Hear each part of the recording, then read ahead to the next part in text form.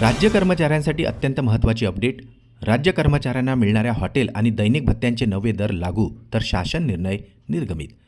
शासनाच्या सेवेत कार्यरत असलेले सरकारी अधिकारी आणि कर्मचारी हे शासकीय कामकाजाच्या निमित्ताने मुख्यालयाबाहेर दौऱ्यावर गेले असताना हॉटेल वास्तव्य भत्ता तसेच दैनिक खर्चासाठी दैनिक भत्ता अदा करण्यात येतो.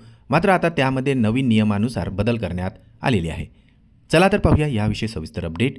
त्यापूर्वी चॅनलला जर नवीन असाल तर सबस्क्राईब करायला विसरू नका आणि नवनवीन अपडेट मिळविण्यासाठी बेल आयकॉनला प्रेस करायलाही विसरू नका.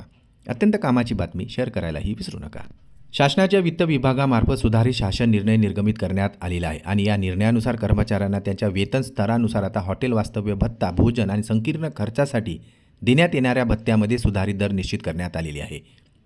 सदर शासन निर्णयानुसार राज्य अधिकारी किंवा कर्मचारी हे शासकीय कामकाजाच्या निमित्ताने देशातील दिल्ली, मुंबई, कोलकाता, चेन्नई आणि हैदराबाद या महानगरामध्ये दौऱ्यावर गेल्यास आणि त्या ठिकाणी हॉटेलमध्ये वास्तव्य केल्यास त्यांना वेतन स्तरानुसार हॉटेल वास्तव्य भत्ता, भोजन आणि संकीर्ण खर्चासाठी दैनिक भत्ता अनुदेय असणार आहे.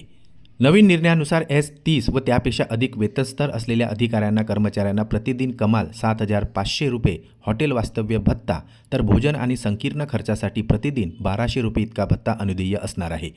तर S25 ते S29 या वेतन स्तरातील अधिकारी व कर्मचाऱ्यांना प्रतिदिन 4,500 रुपये हॉटेल वास्तव्य भत्ता, भोजन व संकीर्ण खर्चासाठी प्रति कमाल 1,000 रुपये इतका भत्ता अनुदेय असणार आहे.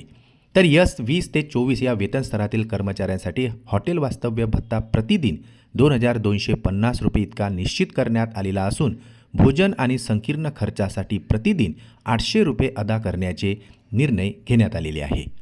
तसेच S19 व त्यापेक्षा कमी वेतनस्तर असलेल्या अधिकारी व कर्मचाऱ्यांना प्रतिदिन 1,000 रुपयापर्यंत हॉटेल वास्तव्य भत्ता, तर भोजन आणि संकीर्ण खर्चासाठी प्रतिदिन कमाल 500 रुपये इतकी रक्कम अनुदेय असणार आहे.